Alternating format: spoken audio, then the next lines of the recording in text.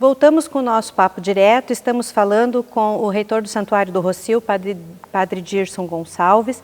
Falamos no primeiro bloco sobre o desafio de fazer as transmissões das missas online nesse tempo de pandemia, onde a aglomeração é proibida, óbvio, e o objetivo é fazer com que as pessoas realmente fiquem em casa e como levar a palavra de Deus, como falar, como manter esse contato e esse diálogo com os fiéis através da internet. E essa foi uma das saídas, já que as outras formas elas são um pouquinho mais delicadas da gente manter hoje em dia, como reuniões ou conversas. A ideia é sempre manter um distanciamento e eu gosto de aproveitar sempre quando a gente fala sobre isso, que aqui no Papo Direto, inclusive, a gente chega, higieniza o espaço, o local e chega com máscara, porém na hora da entrevista apenas a gente acaba tirando a máscara, mantém um pouco a distância aqui do que a OMS inclusive orienta, porque é uma questão da gente se preservar e cuidar. E a gente continuar trazendo a informação para as pessoas, fazer esse registro desse momento da pandemia aqui em Paranaguá, no litoral, para a gente saber também o que é que está acontecendo e como é que as coisas estão evoluindo. Há poucos dias, o Papa Francisco celebrou a primeira missa depois de uns quase 70 dias fazendo as missas sozinho, celebrando também via internet, mas aí dessa vez tinham 30 pessoas dentro do Vaticano. Foi realmente uma notícia marcante para a comunidade católica, uma vez que a Itália, aquela região, sofreu muito com o coronavírus, com muitas mortes. Padre, a questão do retorno dessas missas, claro que lá na Itália, até porque o corona chegou antes, né, o estrago aconteceu bem antes de chegar aqui no Brasil, e agora, né, imagina, depois de todo esse período é que o próprio Papa conseguiu fazer uma celebração com pessoas ali próximas, mesmo assim um número bem reduzido, 30 pessoas apenas, e a gente, assim, a expectativa é quando puder celebrar uma missa presencial, com certeza vão ter que ter determinados cuidados. O que o senhor pensa ou imagina já? Existem conversas da liderança católica nesse sentido de se preparar para essa retomada?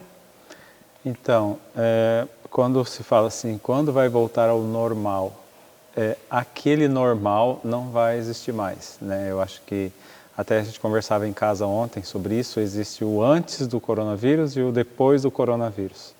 É um divisor de águas e a gente vai ter que se adaptar, já estamos nos adaptando, mesmo quando voltar as missas presenciais, elas vão ter que ser cercadas de cuidados, e pelo menos agora, né, antes que encontre vacina, enfim, uma cura para isso. Mas a gente já está pensando nessas coisas, porque igrejas que são muito cheias não vão poder mais ser tão cheias. Se você tem algumas coisas que a gente pensa, se você tem 3 missas no domingo, você vai ter que colocar 5 ou 6 para distribuir as pessoas.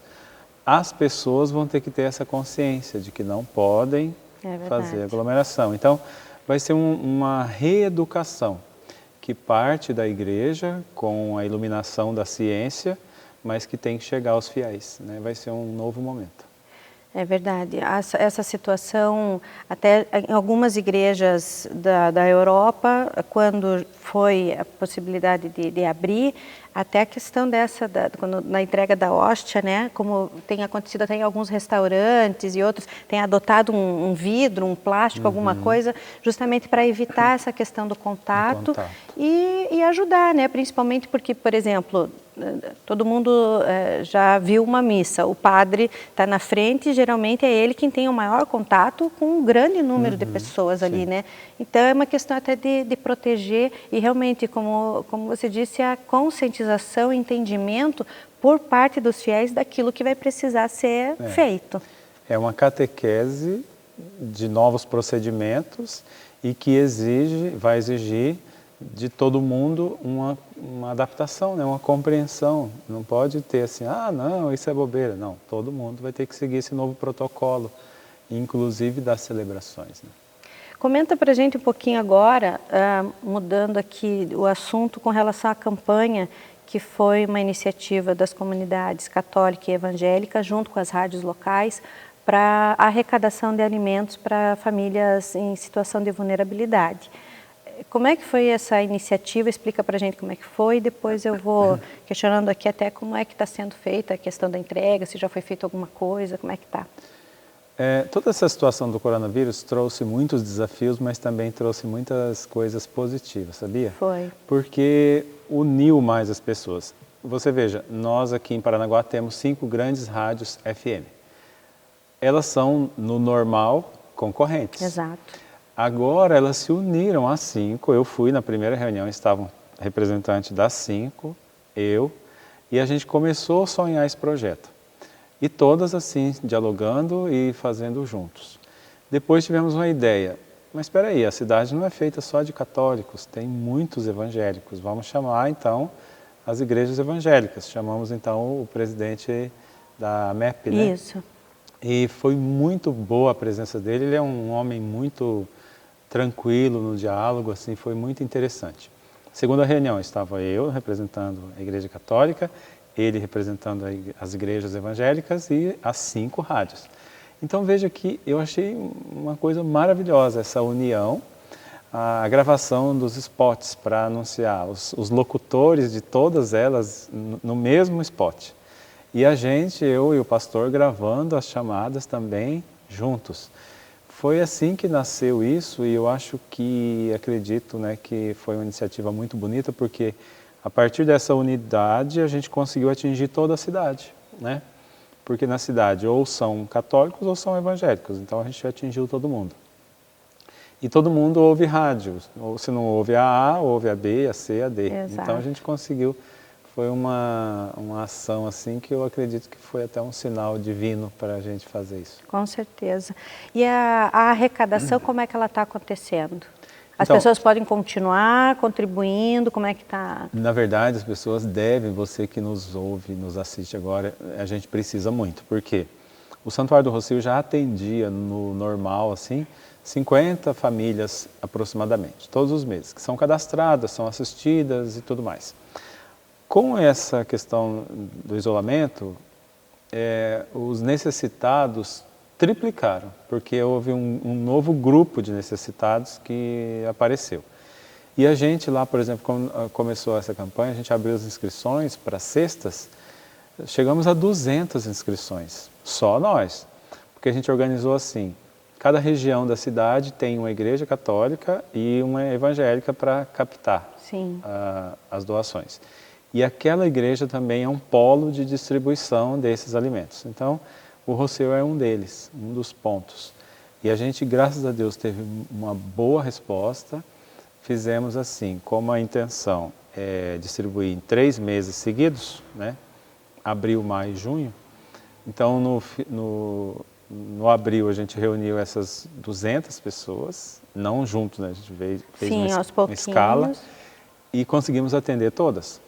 Daí fizemos assim, agora em maio a gente vai fazer na próxima semana a distribuição também. E graças a Deus a resposta foi boa, está sendo suficiente para a gente atender essas pessoas. E depois falta junho ainda, nesse primeiro momento, né? É, por isso que precisa realmente estimular. Precisa. E aí, como é que as pessoas ficam sabendo aonde deixar? Porque toda igreja, digamos, ela está preparada para receber, mas como você disse, não. São determinadas igrejas justamente já para facilitar ali mesmo também já tem a distribuição. Isso. Como é que eu vou saber em qual igreja eu posso, de repente, deixar a minha doação? Então, na verdade, assim, as igrejas polo, que são 5 católicas e 5 evangélicas, elas são bem distribuídas na cidade. Mas daí a pessoa pode falar assim, não, mas aqui perto da minha casa tem só uma capelinha, que é pequenininha. Você pode deixar ali também. Porque como todo mundo está envolvido, aquele pessoal daquela capelinha vai levar para a igreja polo mais perto, entende? Então, onde você deixar em qualquer igreja católica ou evangélica, essa doação vai chegar na polo e da polo ela vai distribuir de novo. E essas famílias, o senhor teve acesso e sabe aí quantas pessoas que procuraram o santuário. elas também puderam procurar, ou também, porque as igrejas, a maioria delas, acaba realmente tendo ali um número X que já vem atendendo, já vinha atendendo antes, porém, de repente, esse número pode ter sido maior realmente nesse momento. Esse cadastramento ficou por conta de cada igreja? Cada igreja fez o seu cadastro e a gente procurou também meio que cruzar, porque a gente não estava preparado com um sistema, uma coisa assim.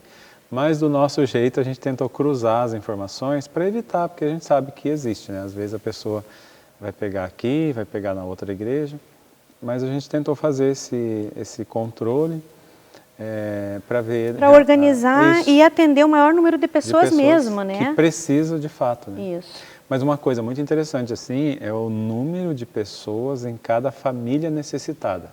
Não é assim, pai, mãe e um filho ou dois. São 6, 8 pessoas na mesma casa. É por isso que a necessidade é grande, porque as coisas acabam muito rápido, né? Ainda mais todo mundo em casa, confinado, só comendo e ali, né, todo dia. E a questão até do pai e da mãe, vamos imaginar que seja uma família que ainda os pais tenham um emprego ou tenham uma condição, às vezes não é nem um emprego fixo, né? Eles trabalham como autônomo, um vende pano de prato, outro vende docinho. Diarista. E tudo reduziu nesse momento. Até pela preocupação de como é que eu vou colocar uma pessoa diferente dentro de casa, quais os cuidados, né, muita gente, como disse aqui, vamos usar o exemplo da diarista, muita gente de repente preferiu nesse momento, até porque também precisou ficar em casa, ela mesma faz, a pessoa mesmo se vira, então não precisa contratar. Em compensação, aquela pessoa está precisando daquele recurso, inclusive para pagar suas contas. O senhorzinho que vendia pipoca na esquina ali, o outro que vendia cachorro-quente, tudo isso ficou em casa, né?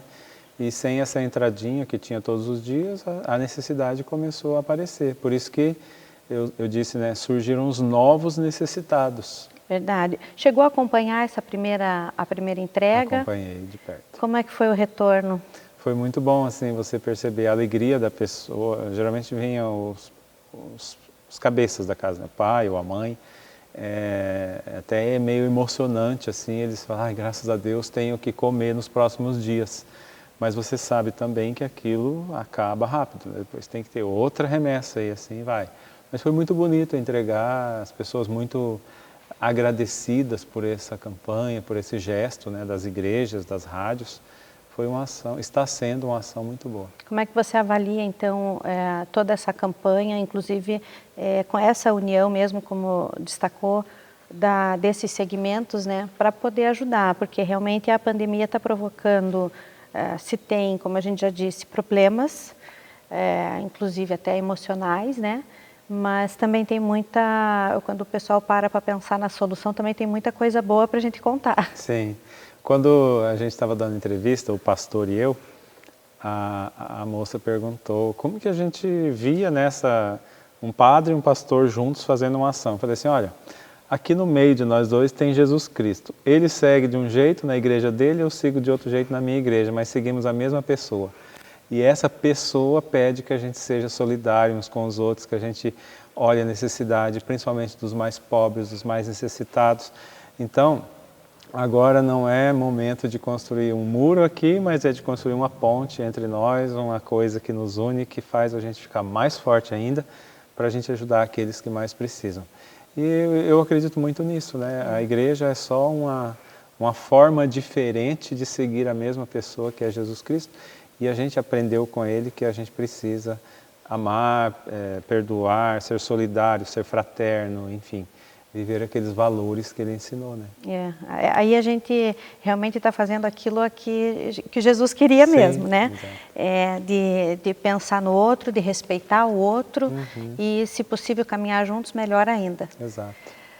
Padre, eu gostaria de agradecer, né, a oportunidade, essa conversa, e deixar, inclusive, a oportunidade para o senhor estar deixando uma mensagem para as pessoas que estão acompanhando a nossa conversa aqui, a nossa entrevista, principalmente nesse momento delicado mesmo, onde realmente tem, né, muito sentimento de medo, de preocupação, de ansiedade, mas também tem muita mensagem boa, tem muita coisa boa acontecendo, pessoas reaprendendo se refazendo, inclusive, e deixar uma mensagem no sentido assim do que se espera aí para os próximos meses, mensagem com certeza de esperança.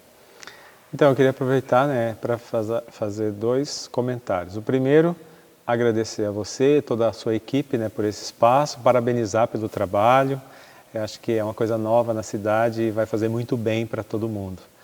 E a segunda coisa para você que nos ouve, que nos assiste, é um momento novo na vida de todos nós, mesmo nós, padres, pastores, autoridades, todo mundo está mexendo com algo novo, mas que a gente possa se unir, como eu disse anteriormente, que a gente possa construir mais pontes do que muros.